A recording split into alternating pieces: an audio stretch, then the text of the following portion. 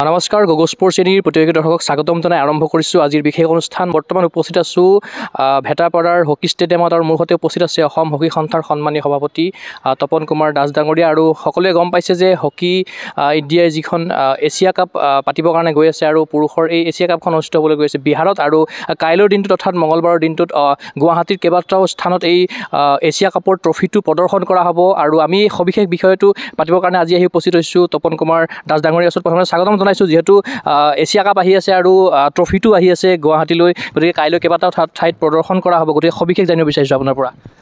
আচলতে আমাৰ কাৰণে অতি গৌৰৱৰ কথা অসমৰ বাবে, যিহেতুকে ভাৰতবৰ্ষৰ 6খন ৰাজ্যক এই এছিয়া কাপ ভ্ৰমণৰ সুযোগ লাভ কৰিছে। তাৰমানে আমি অসমেও এই সুযোগ পাইছোঁ আৰু এই সুযোগ পাই আমি অসম হকীয়ে গৌৰৱান্বিত হৈছোঁ। আৰু তাৰ লগে লগে অসমবাসী ক্ৰীড়ামোদী ৰাইজেও খুব উল্লাস দেখা পাইছোঁ যে এই ট্ৰফি কেতিয়া আহিব আৰু কোন স্থানত ভ্ৰমণ কৰিব তাক লৈ যথেষ্ট জল্পনা কল্পনা চলি আছিল।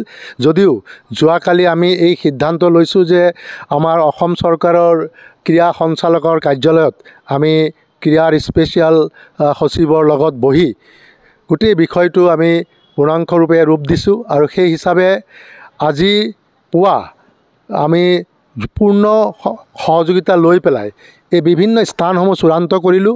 আৰু সেই স্থানসমূহ ইতিমধ্যে আমাৰ প্ৰথমেই আমাৰ সকলোৰে ঐতিহ্যমণ্ডিত, সকলোৰে জ্ঞাত যে মা কামাখ্যা যি মন্দিৰ, সেই মন্দিৰত আমি প্ৰথমে এই এছিয়া কাপ আমি তাত ৰাখিম। আৰু পুৱা 9:30 বজাত এই এছিয়া কাপ আমি মা কামাখ্যা মন্দিৰৰ উন্মোচন হ'ব। আৰু তাৰ লগে লগে আমি সেই মন্দিৰৰ পৰাই পোনে পোনে আমি আমাৰ ব্ৰহ্মপুত্ৰৰ যিটো হেৰিটেজ চেণ্টাৰ হৈছে তালৈ লৈ আহিম। আৰু তাতো আমাৰ অসমৰ বিভিন্নজন বিশিষ্ট ব্যক্তিৰ উপস্থিতিত তাতো আমি সেই ট্ৰফিৰ ইনগ্ৰেশ্যন কৰিম। কৰাৰ লগে লগে সেই স্থানৰ পৰা পোনে পোনে অসমৰ অতি পুৰণি ক্লাব, যি সকলোৱে জানে গুৱাহাটী টাউন ক্লাব, আমি টাউন ক্লাবৰ চৌহদত সেই ট্ৰফি আনিম।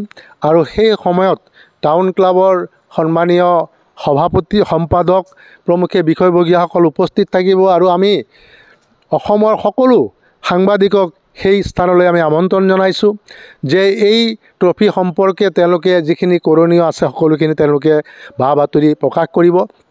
তাৰ লগে লগে সেই ট্ৰফি টাউন ক্লাবত আমি আনুষ্ঠানিকতা কৰিবৰ কাৰণে আমি ভাৰতীয় ক্ৰিকেট কণ্ট্ৰল বৰ্ডৰ সচিব শ্ৰদ্ধাৰ আমাৰ দেৱজিৎ লঞ্চ শইকীয়া ডাঙৰীয়াক অনুৰোধ কৰিছিলোঁ। তেখেতে ইচ্ছা প্ৰকাশ কৰিছে যে এই এছিয়া কাপ তেওঁ তাত এনবেল কৰিব।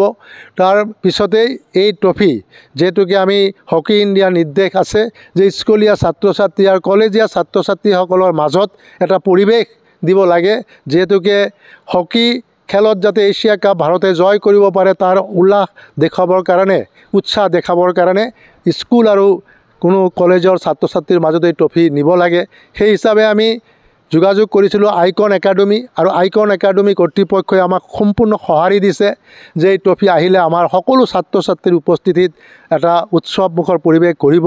তাৰ লগে লগে আমি উন্নত যিসকল ছাত্ৰ ছাত্ৰীয়ে কলেজীয়া জীৱন পাছ কৰি উন্নত শিক্ষাৰ বাবে SPM IS একাডেমিলৈ আহে, আৰু সেই SPM IM একাডেমিও আমাক এই যাত্ৰাত সফলভাৱে সহযোগ কৰিছে। আমি সেই জেগাটো তেওঁলোকক এই ট্ৰফি লৈ যোৱা হ'ব ছাত্ৰ ছাত্ৰীসকলৰ মাজত।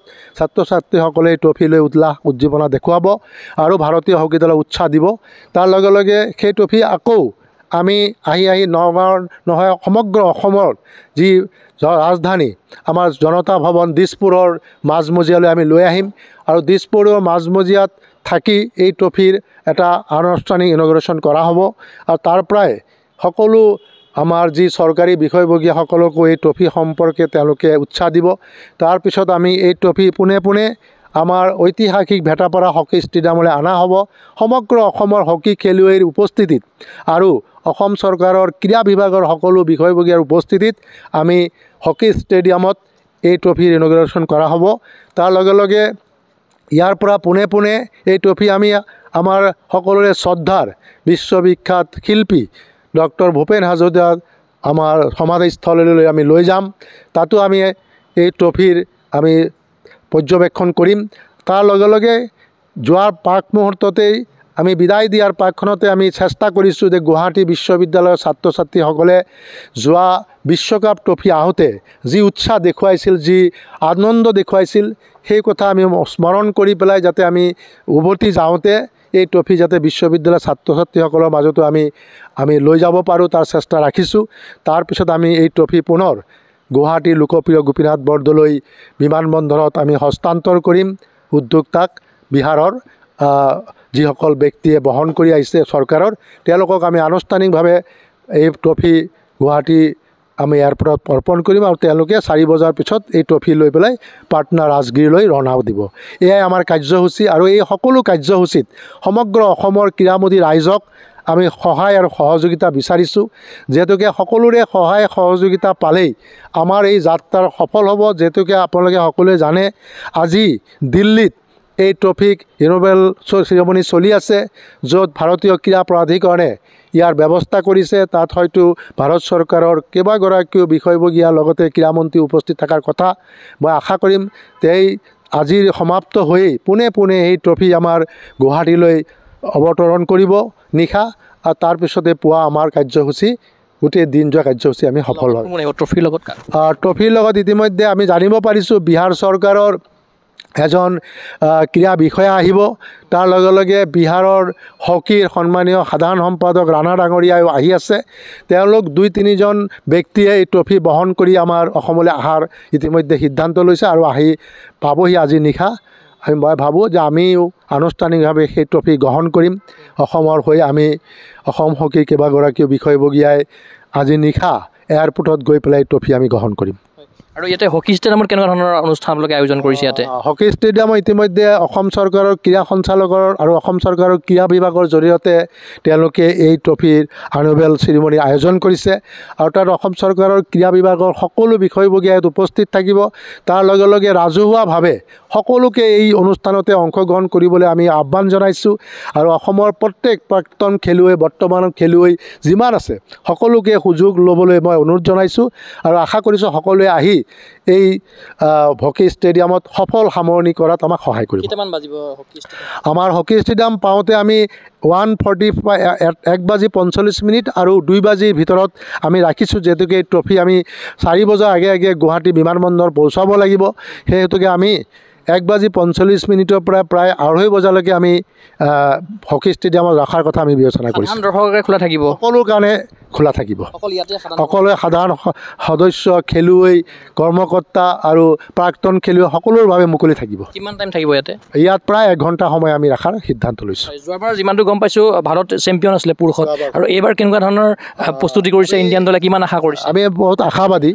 যিহেতুকে ভাৰতীয় হকী দলৰ যোৱা ছিজনটোত আপোনালোকে নিশ্চয় গম পাইছে Asian senior men women, junior men women আৰু মেন উইমেনৰ লগতে আমাৰ sub junior category women men 6টা বিভাগত এছিয়ান চেম্পিয়নশ্বিপ খিতাপ লাভ কৰি বিশ্বত এটা ইতিহাস ৰচনা কৰিছিল। আৰু এইবাৰো আমি একেই যাত্ৰা অনুসৰণ কৰিছোঁ। এছিয়া কাপতে ভাৰতে পুনৰ এইবাৰ শক্তিশালী দলক পৰাজিত কৰি পুনৰ বিজয় সন্মান অক্ষুণ্ণ ৰাখিবলৈ সক্ষম হ'ব। কেইটা দলে পাৰ্টিচিপেট কৰিছে? এতিয়া মুঠ 8টা কোৱালিফাইং কাণ্ট্ৰিয়ে পাৰ্টিচিপেট কৰিছে। এই 8টা কাণ্ট্ৰিৰ ভিতৰত শক্তিশালী দল হিচাপে আমাৰ জাপান আছে, কোৰিয়া আছে, চাইনা আছে, ইণ্ডিয়া আছে, আমাৰ মালয়েছিয়া আছে। আটাইকেইটা দলেই নিজৰ জোনেলৰ পৰা কোৱালিফাই কৰি ইয়াত আহিছে। মই ভাবোঁ এই প্ৰতিযোগিতা বহুত শক্তিশালী হ'ব। তাৰ চিৰ প্ৰতিদ্বন্দ্বী যিয়ে নহওক ভাৰত তাৰ বিজয় ধ্বজা ৰাখিবলৈ সক্ষম হ'ব। নিশ্চয়কৈ আপুনি ইমানখিনি সময় দিয়াৰ বাবে আপোনাক ধন্যবাদ জ্ঞাপন কৰিলোঁ। এয়া আছিল অসম হকী সন্থাৰ সন্মানীয় সভাপতি তপন কুমাৰ দাস ডাঙৰীয়া। যিহেতু কাইলৈৰ দিনটোত অৰ্থাৎ মঙলবাৰৰ দিনটোত গুৱাহাটী কেইবাটাও স্থানত এছিয়া কাপৰ হকী ইণ্ডিয়াৰ দ্বাৰা আয়োজিত কৰা এছিয়া কাপৰ ট্ৰফিটো প্ৰদৰ্শন কৰা হ'ব। আমি আশা কৰিম অসমৰ ৰাইজ ওলাই আহক আৰু চাওকহি, আহি পেলাই প্ৰত্যক্ষ কৰক আৰু লগতে অসমৰ হকীৰ উন্নতিৰ কাৰণে কাম কৰি যাওক আৰু খেলুৱৈসকলকো আগুৱাই নিয়াত অনুপ্ৰেৰণা যোগাওক। এই আশাৰে মই চিন্ময় কুমাৰৰ পৰা বিশেষ অনুষ্ঠানৰ পৰা বিদায় লৈছোঁ। চাই থাকিব গগৈ স্পৰ্টছ চেনী। ধন্যবাদ।